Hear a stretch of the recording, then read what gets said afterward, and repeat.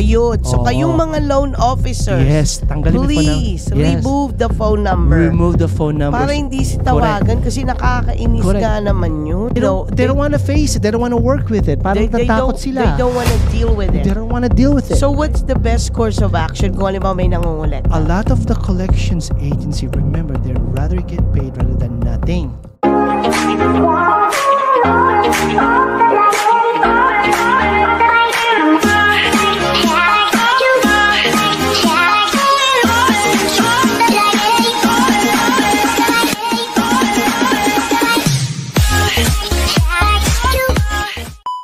Hello everyone, this is Elizabeth Velasco from the Velasco team of Remax Gold, and this is Alvin Reyes, Supreme Lending, and welcome to our episode 43 of Bahay Pinoy sa Tate. Yes. Hello, Alvin. Hello, Ate Elizabeth. Welcome to our episode 43. Yes. It looks like the office is getting all settled, huh? I know. We just recently just moved here, and I like it mas maliwalas. Yun nga lang, second floor kami, kaya kailangan gumamit ng elevator. Pwede ka mag-stairs. Pero I like it kasi pagpasok mo talagang windows agad, lot of lights, lots sunlight. of window, lots of may puno, green, di ba? Kita mo agad. I love it. Yes, okay. Yeah, very so, relaxing. Anyway, yung pag-uusapan natin today very important. is actually very importante as sa mga consumer. Not just sa pagbili ng bahay, and also in general, in regards to finances na rin, yeah, diba? Everything that we do really pertains to this topic that we're gonna talk about. Kasi alam po ninyo, dito sa Amerika, hindi po katulad sa Pilipinas lahat cash. Mano-mano. Dito sa Amerika, napaka-importante of having a good credit. Correct. Okay, so ang topic natin today is the importance of FICO score. The importance of FICO score. So speaking of FICO, what does FICO stands for? Well, FICO is basically, these are 3 credit bureaus. Hindi, yung mismong abbreviation na yun. Naku, hindi ko alam. Pakibigay. It's Fair Isaac, I forgot, something Basta like that. FICO. Yes, right? So ano ba yung FICO score? Yun yung tinatawag na FICO credit score. Credit score, correct. Diba? Okay, so tell us about that. Alin yung mga tatlong major credit bureaus na ginagamit dito sa Amerika sa pag-utang? Correct. So, by the way, guys, in anything that you buy, let's say if you buy a car, homes especially, di ba? Credit card, unang-unang talagang tinitignan ay ang FICO score. Now, this FICO score, tinatawag nila, which pertains to 3 credit bureaus. We have the Experience, we have the Equifax, and TransUnion. Okay, so yun yung tatlo. Yun yung tatlo. Yun ang, then binabasing FICO score mo. Okay, so what's a perfect FICO score? Okay, depende kung ano yung ginagawa mo. Sa kotse or credit cards, right? I think, 805 is the perfect credit score? Ang pinaka-sweet spot talaga, if you be at 805, between 750 or 805 na tinatawag. Okay, pero pinaka-highest is 805. 805 na. Anything above that, wala na talaga. Okay, so in order to get the best interest rate, kung uutang ka, whether kotse, credit cards, or even homes. Bahay mortgage or home equity, anything, or personal loan. Is what? But if you go over 720 and above, right, you're kind of like on the A+ already. A+. Pero what if you go 780 and above? Then that would be, you're gonna be super AA+. Mas maganda na yun. Okay. Pero ang pinaka-sweet spot talaga, kasi again, everybody has different. Pag bibili ka ng kotse, sweet spot mo is 720. Pag bibili ka ng bahay, sweet spot mo is 680. Diba? Okay. Sa credit cards naman, sweet spot mo normally pag meron ka ng 660, but then again, depending on your FICO score, nandyan din ang adjustment ng interest rate na tinatawag. Okay, so bakit importante to have a good credit score? Of course, because the credit score tells you, or it just tells really what's your spending habits. Okay. As a client, right? As a borrower. Tsaka it tells about kung ano yung history mo. Hindi, kasi yung bangko, kapag mataas ang credit score mo, less risky ka. Correct. And it tells you more to really if you're a good payer, right? Okay. What you're spending. Now remember, dalawang klase lang naman. For instance, for buying a home, sa lending, right? Alam naman natin, unang-unang tinatanong ko, anong FICO score mo? Kasi dito namin makikita kung nasa ng spending habits mo and paano ka magbayad. Okay, so pinaka-importante, I know, ang number one na nagpapabagsak ng credit score mo is if you miss a payment. Correct. And not only that, okay? Ano pa? And I wanna clear this kasi maraming misinformation about this. Okay? Okay, so isa pa is yung tinatawag nating spending habits. Ano yung spending habits? Kunyari, meron kang 5,000 high limit sa credit card mo. Puro max out. So, wag mong imamax. Wag mong imamax. So, marami akong kliyente sinasabi, Alvin, on time naman ako magbayad. Oo nga, on time ka magbayad. Pero ito yung spending habits mo, kitang-kita. Right? Puro max out lahat. Right? So, anong dapat na percentage? You should leave at least 40 to 50%. Kalahati lang. Pero I heard from a credit expert na kung 10% lang ang ginagamit mo, then it will really boost your credit score. Ang problema nga lang doon, ano ba yun 10%, di bayaran mo na lahat, bakit ka pa mag-iiwan ng katiting? Correct. Oh, yeah. Pero ang hirap kaya nun. Yeah, it's really gonna boost your your FICO score. But I'm just saying, let's say if you're a client that has a lot of credit cards, di ba? Right? Okay, correct. Small or big high balances, start ka muna sa mga small balances. Diba? Kunyari, meron kang $500 credit limit. Doon mo tirahin yung yung 40 or even 30%. Nga, yung mga maliliit yung maliliit lang. It's gonna make a difference sa FICO score mo. Right? Correct, oo. It's gonna add some points sa FICO score mo. It doesn't matter if you pay on time, pero kung puro max out lahat ng mga credit cards natin, it brings down your FICO score. The other thing is hard inquiries. Okay, so tell us about hard inquiries. Ano naman yan? There's a lot of misinformation as well sa hard inquiries. Okay? Yun yung i-run yung credit mo, di ba? Yun yung i-run. Now, I see this all the time sa mga kliyente ko and even sa mga credit report experts. Normally, talagang maraming hard inquiries pag bumibili ka ng kotse. Ibig ko sabihin, kahit isang nag-apply ka lang sa isa, tapos marami na magra-run. Because remember, dealership, what they do is they try to go ahead and put you to a different banks. Diba? Hindi mo ba pwedeng sabihin na, can you just give it to me just one bank? Well, hindi talaga. Kasi what happened is that car dealership yan. They try to go ahead and put you, depending on your scenario, remember this, right? Depending on your scenario, so they try to go ahead and put you to this bank. Titignan nila kung sino sa ka ma-approve. How do you know? Well, sometimes may nakita ako, for instance, 5. Oh my goodness. So nandiyan ang mga inquiries, hard inquiries. So what about yung Tesla? Di ba Tesla isa lang sila din kasi yun eh. Oo, sila din ang Tesla, they have their own. So isa lang. Oo.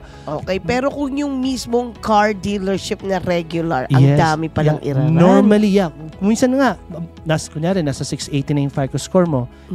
It's a B+, kind of like grading. Correct. Pero they try to also go ahead and see what bank could go ahead and ma-approvehan ka with better rates, di ba? Can you tell them that I only want one? Can you tell them that? Well, you could, pero sometimes kasi you also, as a consumer, you also want, hey, can you find me a bank that's gonna give me the best rate, right? The best deal. Oo nga. Especially kung FICO score mo mababa. Normally na nangyayari yan sa mga, medyo, kumbaga ba, medyo B grading FICO score kasi they want the best deal ba, right? Now, so this is what happens, guys. A lot of misinformation based on my experience.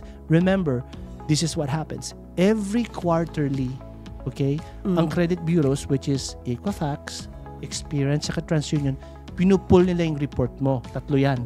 Akala ko ba nagre-report sila every 30 days? Every quarterly tayo. Quarterly. Not 30 days, ha? The report, i-report ka nila kung late ka na, right? Pero every quarterly, dun lalabas. Kaya nga minsan pag late ka, kunyari, late ka ng 30 days, hindi mo agad nakikita yan sa credit report mo eh. Remember, right? Ganun pala. It doesn't happen right away, right? You don't, late ka ng 30 days ngayon. You don't see that on the next day, right? You see that every quarterly. Kasi dun sila nagpo-pull. And dun nila makikita kung meron kang late, max out mo, ano mga max out mo. So every quarterly, guys, dito nila tinitignan lahat sa 3 credit bureaus kung nasa ng spending habits mo, kung may late payment ka, o ilan bangko, ilan hard inquiries ang ginawa mo. Okay. I also heard maganda din daw na you have like different types of credit. My mortgage, my kotse, my credit card. Yes. Correct? Yeah, correct? Of course, because these are trade lines. And trade lines are the one who's actually making your FICO score. Ito yung engine na grading you kung anong FICO score meron ka. Right? Without trade lines, there's nothing to work on. Wala kang grading. Right? Okay. So, very important yun. Now, ang problema minsan, napakadami nating trade lines, napakadami nating credit cards. Diba? Kailangan i-pay. Minimum naman natin ng konti. Right? Kasi dagdagan. Kasi yung power of dollar cost averaging. Correct. Wag mag-pay ng minimum, bare minimum. Correct. Now, I'm not saying everybody has different scenario. Right? Correct. For me, the perfect, maybe have 3 credit cards for emergency purposes. Right? Paano naman ako? Kasi ginagamit ko yung for travel mileage. Pero every month, pinipay off ko. Yes. So, what do you do with that? Yeah, I think that's the way you do it. Pagka, kunyari, kung ano yung balance statement mo, right? Okay, kasi you could pay minimum if you want to, right? Correct. But make it a habit na kung ano yung balance statement mo for that end of the month, try to pay it off. Hindi, pinapadaan ko lang doon para makakuha ko ng free, free rewards. Fly, rewards, points. and all that. I do the same thing. Yeah. Yes. Yeah. I do. Here's what I have. I have 3 credit cards. Lahat yung mga reward cash yan. Ginagamit ko for grocery, traveling. Kasi you accumulate cash rewards. And you accumulate points. That's what I use for my credit cards, right? Kasi yung dinidiretso sa bangko, diba? At saka maganda kasi natatrack mo lahat Natatrack mo lahat, tsaka kikita mo yung spending habit mo. Oo nga, nakikita mo yung, magkano ba yung sa household, magkano yung sa business. Correct. Magkano yung sa travel. Correct. Diba? So let's talk about hard inquiries. So every quarterly, dyan nakikita ng credit bureaus, okay? Kung ano yung spending habits mo, late payment, or mga hard, kunyari, nag-apply ka ng credit cards, kung ilang beses ka nag-apply sa mga hard inquiries, darating, makikita lahat yan. Now, what happens? Ito yung nakikita ko, every time you have more than 7 hard inquiries, every quarterly, 7? Cool. That's when you get hit. Naku, hindi dapat pala. Huwag kayo basta-basta nag-a-apply ng credit card. Wag masyado. Oo nga, kasi minsan pupunta ka ng Macy's. Do you want 20% off? At dami pa naman yan, di ba? Sus Mariosep. Tapos next thing yun, nag-inquiry na. Now remember, in housing lending, we don't look at your FICO score the way other, how do you guys look? So this is how we do it. We look at the highest, we look at the lowest, and we use the middle FICO score. Yung average, so yung we look middle. At the middle FICO score. So we look at the 3 credit bureau scores, right? And then we pick the middle FICO score. Yes. Okay, ito naman, Alvin, I wanted to ask you. Kasi let's say, di ba yung kliyente ko, magpapa-pre-approve sa inyo. Correct. As soon as nagpa-pre-approve, ang dami-daming tumatawag. Ano bang nangyayari? Can you explain that to consumer? Yes, unfortunately. How do they prevent those people to, kasi nakakainis. Nakakainis talaga.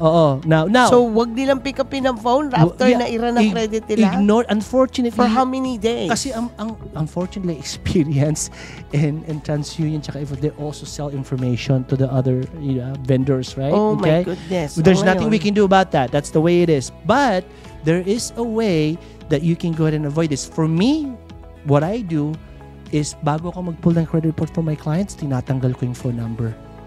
Ayun. So, kayong mga loan officers, tanggalin mo phone number. Please, remove the phone number. Remove the phone number. Para hindi si tawagan kasi nakakainis nga naman yun. And also, in Supreme Lending, we have a choice to do. Mayroon kami tinatawag na soft pull, pre-qual pull.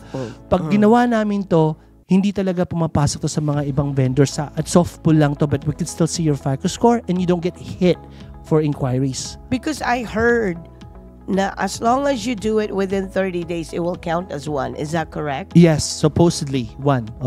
Pero as 1, but every lenders kasi is different correct. Okay?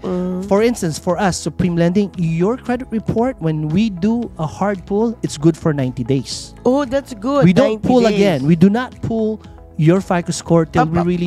Paano kung halimbawa di pinull nyo ngayon, gumanda yung credit score 60 days later? Yes. So, pwede bang i-pull ulit tapos gamitin yung mas magandang Yes, score? we can do that. And we normally do that pagka, kunyari, if you're in the process of your loan. During the pre-approval, we pull one, pero in the process na tayo. Sabihin natin, after 30 days, pasara na tayo, right? We do a soft pull bago mag-close. If your FICO score is better, we have the ability to go ahead and follow that new FICO score with better pricing rate. Okay. So, halimbawa, nag-apply ka ng mortgage. Correct.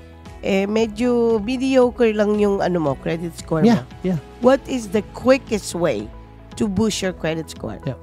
Ito advice ko lang. Kasi di ba nagke-credit analysis kayo? Yes, we do. We do it. And one thing too, when I do my client's FICO score, I read it kung ano yung pwedeng during the process, I also look and see what's the things that we can do to make it better, right? Okay. So, i-coach nyo yung kliyente. Most of the times, to be honest with you, Elizabeth, the reason why the FICO score is a little bit down is because of the max balances. Oo. Not mga late payments, ha? Kasi you can have a late payments for 30, 60 days ago. That doesn't really hurt you anymore. Not unless it's current. Yung max balances. Okay, so most of the times, anong gagawin doon? Kung meron ka for instance, I have one client, meron siyang 1,000 credit cards limit. Merong 500, may 300, puro max at lahat. Pay half. Half? Yeah. All of a sudden, your FICO score will go up at least 10 to 20 points. Malaki pala so yan ang unang-unang tinitignan ko. Okay. Kung ano yung pwedeng bayaran ng half o pwedeng come down ng balance.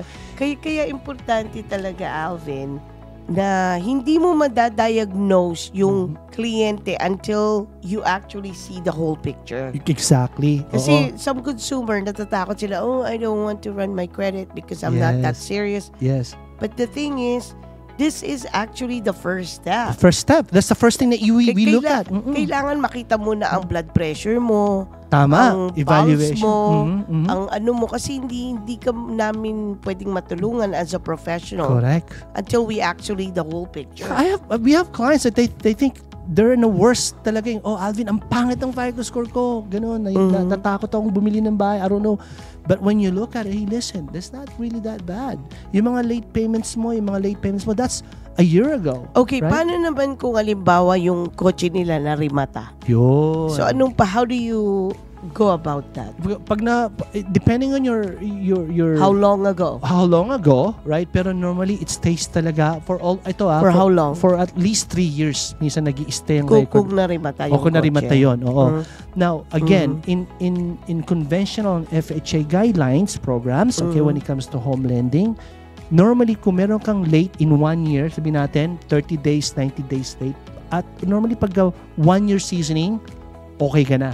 Okay, I mean, any late on anything. Anything. What about kung halimbawa na late sila sa mortgage? Yun, okay. So how long is that gonna, ano ang seasoning niya? The same thing din, 1 year seasoning din yan. 1 year. Basta, So normally, pag meron kang late, now, it doesn't really hurt you in qualifying, but it hurts you when it comes to approving you in a better rate. I see. Kasi meron kang ding. Na tinatawag, they call it the ding. Kaya dapat, makakakuha pa rin ng mortgage. Yun nga lang, mataas ang interest mo. Kung medyo mataas ang interest. And also, if you're doing a refinance cash out, right? This is conventional FHA. Pag meron kang late mortgage payment within a year, doon ka hindi ina-approvehan. Hindi kailangan. Pag cash out, refinance. Okay. Paano kung regular refinance? Pag rate in term, okay lang. Ano tawag? Rate in term? Rate and term. Refinance. Yun yung hindi ka kukuha ng pera. Rate in term lang. Pero I have a lot of clients na may mga ding sila sa mortgage sila, 30 days, 60 days, right? Pero normally, 60, kumbaga ba, in a year, kung season, yun ang pinaka-season mo, pwede ka na mag-refinance cash out. I see. One of the rules yan ng conventional, by the way. Hindi, bakit importante sa consumer na ayusin nila yung credit nila? Kasi why? Well, this is how, if you're applying for any loans, if you're applying for any credit. Lalo na sa bahay. Lalo na sa bahay. This tells you what kind of a buyer consumer you are. What your spending habits. Oo nga. Paano ka nagbabayad? Kasi yung investor, imagine, pautangin ka na, let's say, ng 1 million or $500,000 para mabili mo yung bahay na yan. Correct. So, ano ang probability na hindi mo sila mababayaran? Correct. Kaya kailangan pakitang gilas tayo in the beginning. Yes. And guess what? A lot of the clients then, akala nila, Alvin, may mga collections ako. Diba? Okay, right? Speaking of collections, ano naman yan kung may collections? Okay, I've seen a lot of clients, may mga collections sila, pero a lot of them are like small collections, like $300, medical collections. Maliliit lang. And kasi ayaw nilang alamin dahil they don't wanna, they don't wanna face it. They don't wanna work with it. Parang tatakot sila. They don't wanna deal with it. They don't wanna deal with it. So what's the best course of action kung halimbawa may nangungulekta? A lot of the collections agency, remember, they rather get paid rather than nothing. Okay, so they could actually settle for even half. They could settle for, they could actually, a lot of this collection, kaya lang lumaki yung balances mo dyan, yung utang mo, because of the interest has been building up. And all the penalties. Correct. And all the penalties. But guess what, guys? You could actually talk to them and tell them, hey, I want to negotiate. Maybe you can just actually just pay half, or even just really what your principal is. Or maybe just, 25 cents and $1. They'll be happy. Yeah. I have a client, no? Ang ganda ng ang ganda ng FICO score niya. Lahat ng mga credit cards niya on-time payment. Pero meron siyang dalawang collections. Yung isa is only $90.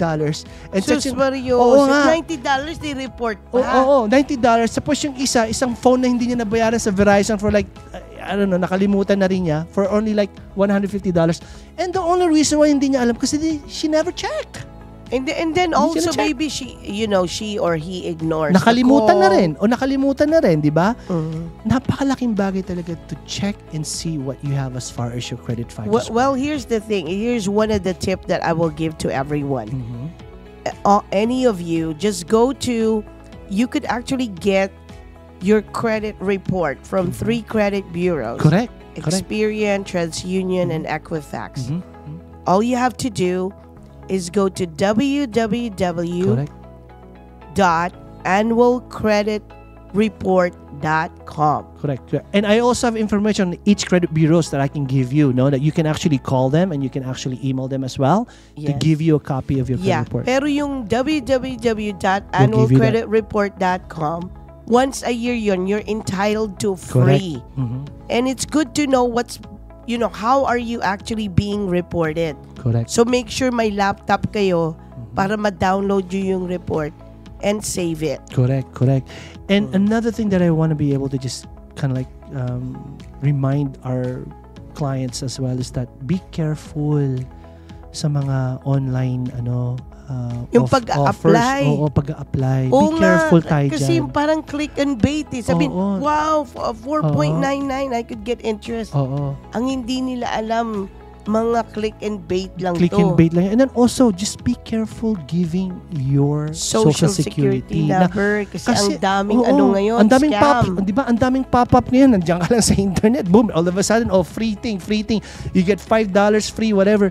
And then you give your information. Be careful on that. Correct. Okay? Oo, kasi alam naman natin dito sa Amerika, you need to protect your personal information. Remember, your social security is your identity. Correct. Ang dami na nga mga identity theft. Diba? So, sobra talagang, you have to be careful. Even me, sa kliyente ko minsan, right? Okay, ako, ayoko yung kliyente ko nagbibigay sa akin ng social security sa text or even sa email. Do it online, sa portal namin. Sa secure portal namin. I don't like that. And I'm sorry, but this is for me just to make sure that my clients are safe. Nga. Kasi paano kung halimbawa manakaw yung cellphone mo? Correct. Diba? Or yung laptop mo. Correct. Right? Kaya mas maganda lang. yung secure. Yeah, be careful sa mga pop-ups, mga offers, yung mga credit offers na ganyan.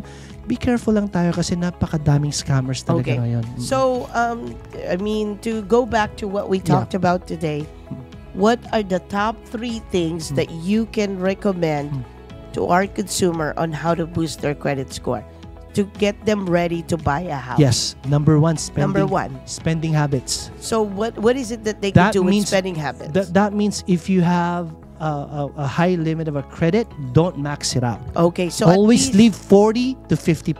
Okay, so that's number 1. Okay, number 2. Number 2, be on time in paying. It doesn't matter if it's just $5 or minimum. At least just be on time.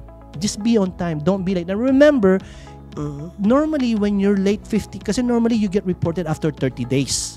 After 30 days of being late. Being late. Diyan ka na nire-report ng credit bureau. Okay.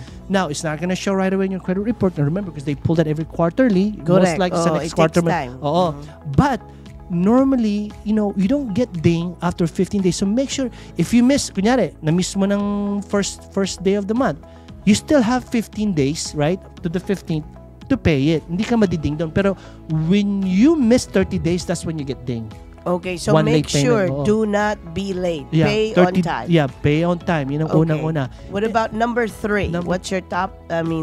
Stop applying for those unnecessary offers or credit cards or anything. Yung mga hard inquiries. Correct. Kasi every time na nag-a-apply po tayo, yes, bumababa ang credit score. May hard inquiries tayo na tinatawag. Correct. Okay? Avoid those unnecessary. Exacto. And if you're talking to any creditors or any company, just make sure you talk to them, hey, I just want to make sure that you're only going to pull me one time and I only want to be pulled one time. I don't want any hard inquiries, no? Correct. Let them know. Be careful on those. Those are the three things talaga. Spending habit, payment habits, okay, tsaka mga hard inquiries applying. Okay. So try to, avoid those three things. Okay? Correct. And that should keep them in a good spot for credit score. Trust me, you should be in a good spot. Now remember, every lender is different, right? Lending home, lending credit cards, or lending cars. in cars. Normally sa mga cars tinitignan nila isang FICO score lang di ba? Correct. If you have an Equifax, good, okay na The same thing with credit card. Pero in buying a home, we look at 3 credit bureaus. Again, we look at the highest, we look at the lowest, and we use the middle FICO score. Yes. And the importance of this is not because para makautang pa kayo ng marami, di ba? Ang purpose nito is para magbayad kayo ng pinakamaliit na interest. Correct. And this is what it is. So you really get the best rate and the best, what we call is mami-minimize nyo yung pagbabayad ng extra interest.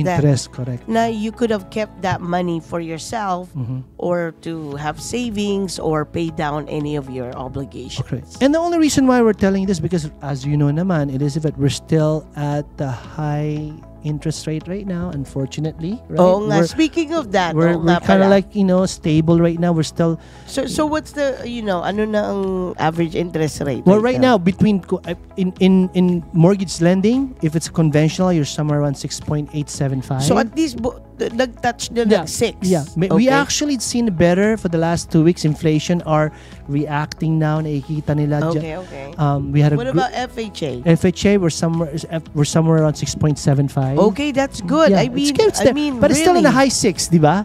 Yeah? I mean, umabot nga ng 7.5. Almost 7. But yeah, pero so at least nasa 6 na. I mean, the market is gonna blow up once we touch the 5s. Oh, definitely. We're already expecting that, and we're probably gonna see that by first quarter of next year. Nakikita natin yan. This is what we're seeing right now as far as market update. We know that the inflation is coming down slowly but surely. The 10-year bond is doing great. We had a great report sa housing natin. It's still active. It's still in demand, right? Correct. Especially sa mga new builders natin. And we're gonna have another CPI report within the next 2 weeks, and hopefully that one will give us... CPI is Consumer Pricing Index, okay? Yes. Okay? So we have some economic reports that we're waiting on. But we're seeing a little bit of stableness right now. But we want more, of course, right? Correct. Because we're overdue. Yeah, pero Alvin, I wanted to ask about yung California Dream for All. Ano na pala kailan ang drawing yan? Kasi nagsara na yung portal, di ba? Yeah. So no more. Wala na. Any more applications. So we had a news last Thursday. Nagbigay sila ng news sa amin. Ang CalHafa. Yeah, by the way, we're preferred lender ng CalHafa. That's why we know this. Okay. Supreme Lending is. So what happened is that they're actually pushing the drawing in the next 25 to 30 days. From last Thursday? Last Thursday. The reason why is because they're still reviewing all the applications right now. So it will be sometime in middle of June. June na tayo. Yes, okay. June so there you have it. Get ready. Yung mga masuswerte dyan na mabubunot to actually avail yourself na pag-uutangin kayo ng 20% down payment. Get ready. Ilan ba na ipasok natin? 12. Okay, so that's good. 4 Sacramento sa'yo. Yes, okay. So anyway, we're really excited about that. But anyway, so there you have it. One more. Yes, Okay, so just make sure sa California Dream for All, okay, make sure to watch out for any emails sa CalHafa just in case they need more information from your end. Oo nga, pag nag-apply kayo. Yeah, so make sure while remember, they're reviewing all the applications. So check your emails once in a while to make sure na walang email ang CalHafa. Correct. Instead of CalHafa. Okay, to make sure lang. Okay? So anyway, thank you, Alvin. And thank you everyone for tuning in at Bahay Pinoy sa Tate. Thank you. Follow and subscribe, guys. Bye-bye.